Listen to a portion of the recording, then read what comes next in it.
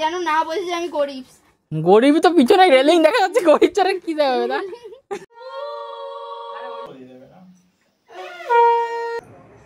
শোন, আমাকে কামড়াবি না, ঠিক আছে?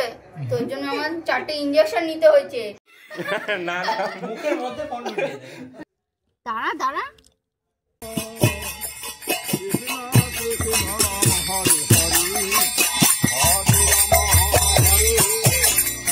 Hello, welcome to another video. দেখতে দেখতে ভাইফোঁটাটাও চলে আসলো। এই দিনটা আমাদের ভাই বোনেদের জন্য স্পেশাল দিন। স্পেশাল দিনটাকে আরো স্পেশাল করার জন্য আমি আর মা সকাল সকাল উঠে রান্নাঘরে চলে গেলাম। আমাদের সকালের মেনু ছিল ঘুগনি আর লুচি, কিন্তু মা ঘুগনিটাকে প্রেসার কুকারে একটু বেশি সিটি দিয়ে ফেলে, তাই ঘুগনির অবস্থা কাহিল হয়ে গেছে। সময় অনেক কম, তাই তাড়াতাড়ি কাজগুলো গুছিয়ে নিতে হবে। দুটো ওভেনের মধ্যে একটা ওভেনে মাছটা ভাজার জন্য দিয়ে দিচ্ছি, আর একটা ওভেনে মাংসটা কষাচ্ছি।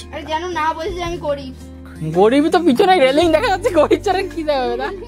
আর এই যে আমাদের এতক্ষণ পরিশ্রমের রং, কালারটা দেখো শুধু। প্রত্যেক বছর কাজের সূত্রে বাড়ি থেকে বাইরে থাকতে হয় ভাইফোঁটার দিনে, কিন্তু এবারে ভাইফোঁটাটা একটু আলাদা। এবারে আমি আমার 5টা ভাইকে ভাইফোঁটা দেবো। মামার বাড়ি থেকে মামা, মামি, 1 বোন আর 2 ভাই চলে এসেছে, তাই মা ধান, চাল, তুরবো, ফুল, প্রদীপ জ্বালিয়ে থালাটা ভালো করে সাজিয়ে দিল। সঙ্গে হরেক রকম মিষ্টির একটা থালাও ছিল। যেহেতু মামাও আছে, আমরা 2 বোন 5 জনকে ফোঁটা দেবো, তাই মা বেশি করে চন্দনটা ঘুটে রাখছিল। ফোঁটা যুদ্ধে যাওয়ার জন্য ভাইরা কোমরে ঘুমসি আর গলায় মালা পরে প্রস্তুতি নিচ্ছে।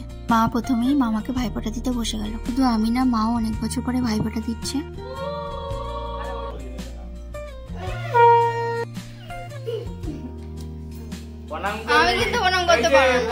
এরপরে আমি ভাইদের ফোঁটা দেওয়ার জন্য বসে পড়লাম।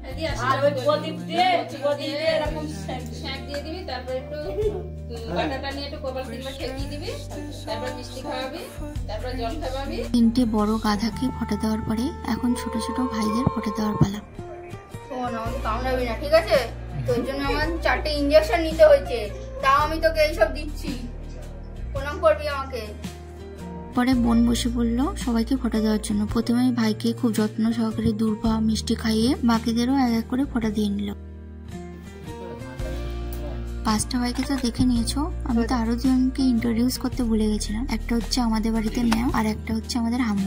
ভাইদের সবার সাথে ঘরেই ম্যামকে দিয়ে দিয়েছিলাম, কিন্তু হামুকে কোনোভাবেই কন্ট্রোল করা যাচ্ছিল না। লাস্টে যা হোক করে হামুকে ফোঁটা দিলাম আর 2টো মিষ্টি খাইয়ে চলে আসলাম নিজে খেতে। অনেক রকম মেনু থাকলেও মাংসটা আমার সবচেয়ে প্রিয়। তার উপরে আমি রান্না করেছি। আমি জানি আমার রান্না খুবই খারাপ হয়, কিন্তু আমার রান্না আমারই ভালো লাগে। শুধু সারাদিন কষ্ট করে শুতে এসেও শান্তি নেই, এখন এনার জ্বালা সহ্য করতে হবে। আজকের মতো টাটা।